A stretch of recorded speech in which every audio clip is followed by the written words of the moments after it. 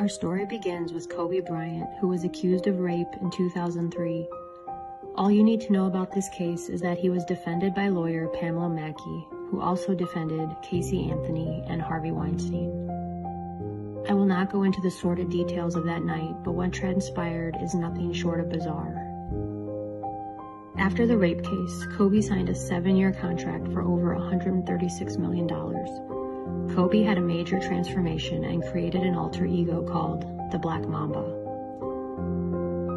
Between 2006 and 2015, he was deep in Chinese endeavors, including the Kobe Bryant China Fund, and played in the 2008 Beijing Olympics. His career rocketed, and he constantly thanked the Black Mamba. Was this his admittance of MKUltra mind control? How many times in pop culture have we seen famous celebrities take on alter egos?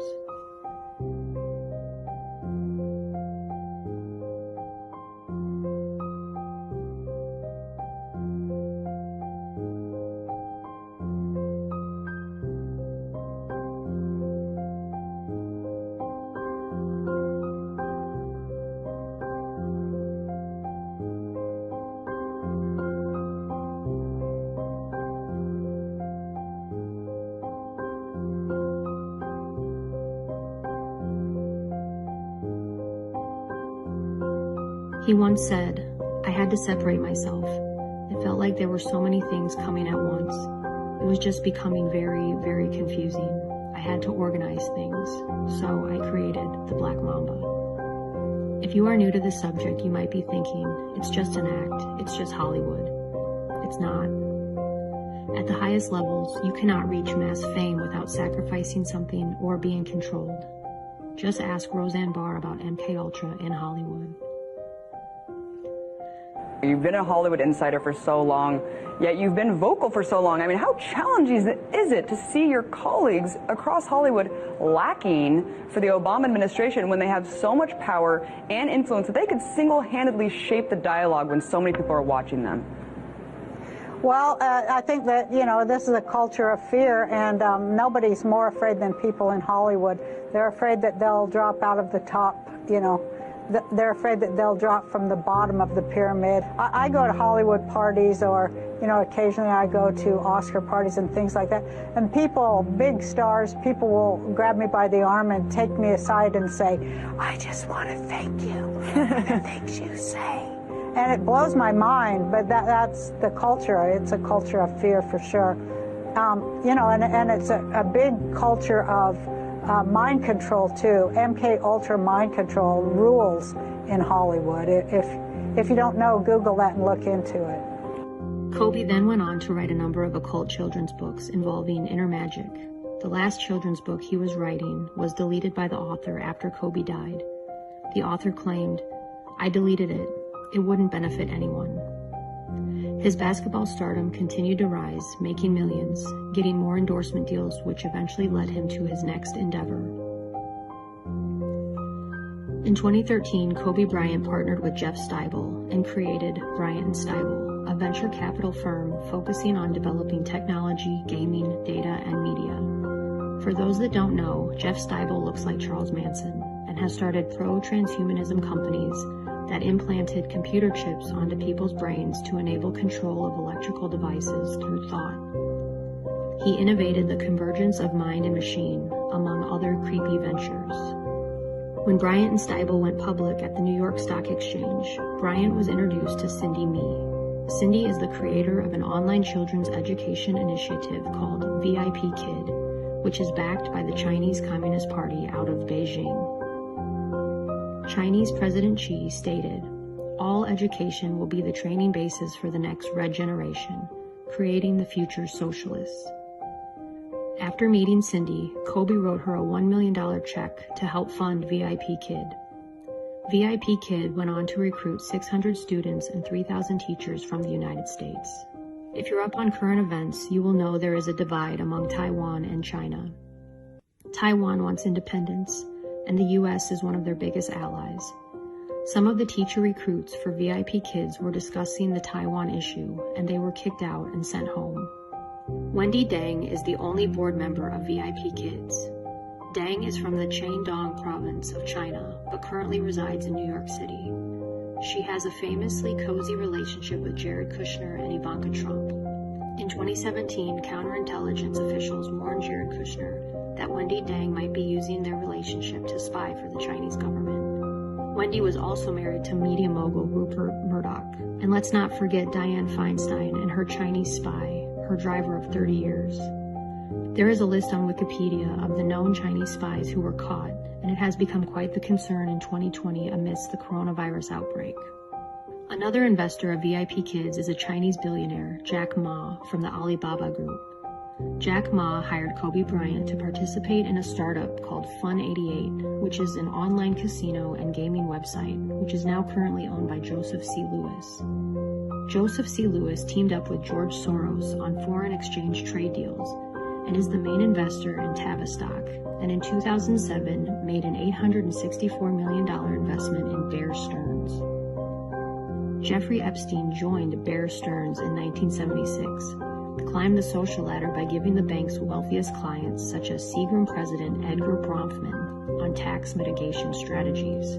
If you remember, Edgar Bronfman's daughter Claire pleaded guilty in the Nexium sex slave case and is now in prison. In the book, Man of the World, The Future Endeavors of Bill Clinton, page 414 mentions how Kobe Bryant was signed on to Teneo Sports in 2014 and went on to donate money to Tavistock Group and the Tavistock Clinics. One of the best-kept secrets of the Tavistock Group is that it's funded by the Rockefeller family and the Chinese Communist Party. Important figureheads involved in Tavistock are Henry Kissinger and Sigmund Freud. This institution is infamous for their mind control experiments, control on world's agriculture, eugenics, and depopulation. Why is Kobe Bryant donating money to these communist institutions? Now let's get into the pharmaceutical connection. John Kapoor, the big investor of high-tech pharmaceuticals and executive of Insys Therapeutic Corporation, is now serving 66 months in prison for lacing his Black Mamba Hyper-Rush energy pills with opioids. Kobe Bryant was in the process of suing the company for brand infringement. Now with this case, we have Insys Therapeutics, an Acorn pharmaceutical company which owns high-tech pharmaceuticals. Kobe Bryant was scheduled to go to court on January 29, 2020 to expose these companies, but he died on January 26th. What is so strange about this? Other than the fact that Kobe died, I discovered that Jeff Steibel owns high shares and stocks in all three of these pharmaceutical companies. Teva Pharmaceuticals and Novartis were involved in the largest cartel case in history involving price fixing of their drugs. This was so huge it involved 44 states. Did you even hear about this? Apotex is a Canadian pharmaceutical company created by Barry Sherman, a member of the Jewish Congress in Canada. Barry Sherman and his wife were involved in a honeypot scandal of sending a woman to Teva Pharmaceuticals in Israel to seduce a high-ranking executive to get him to extract information about the patent for Azilect, the cure for Parkinson's disease. They were successful in stealing the patent, and although didn't admit to patent infringement, he dubbed himself the Robin Hood of pharmaceuticals. As a result, Teva, out of Israel, lost billions of dollars over this loss. Barry and his wife Honey were found strangled to death in their home in 2017. I also discovered that Apotex was a partner of the Clinton Foundation, and they provided generic vaccines to the Clintons' Haiti project. Whether they knew too much about the Clintons or were murdered by the Mossad, you be the judge. Speaking of murder, Patrick Soon-Shiong was a mentor to Kobe Bryant, bought the LA Times, and owned lots of stock in Teva and Novartis, the companies Kobe was going to expose. Anthony Fauci went on record stating that he was proud of the work he did while working with the Bill and Melinda Gates Foundation and the Clinton Initiative of Haiti.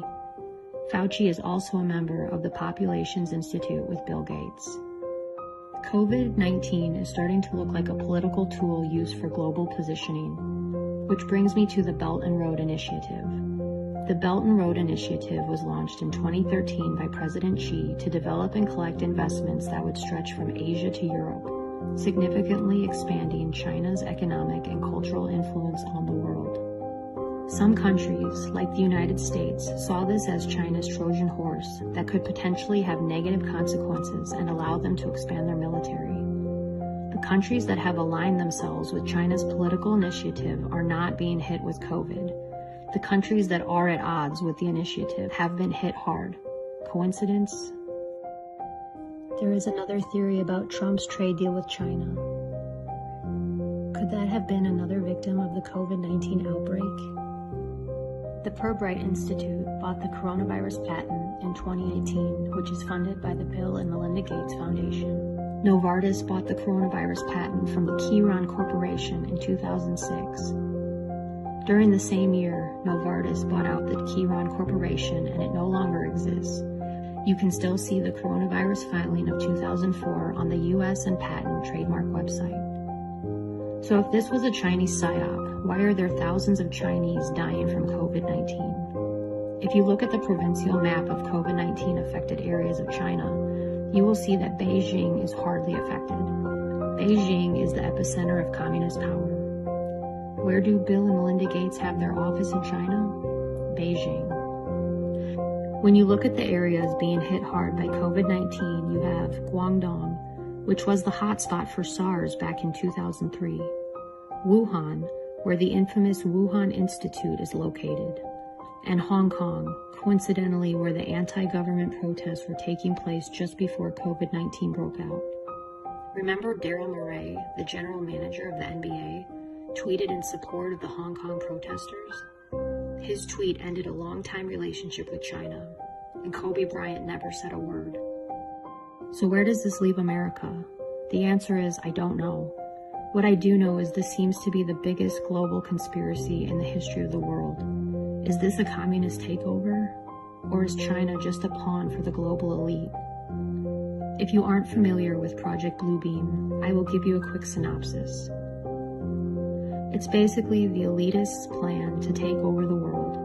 You can look more into it, but if this is right, we are living out scenario B. Does Trump have the situation under control, or is he, for the first time, not winning? I want to give a shout out to Larry Gators for helping me find the truth to this global conspiracy and helping me connect the dots. I will leave you with that to do your own critical thinking, and until then, stay safe out there and don't stop questioning the world around you.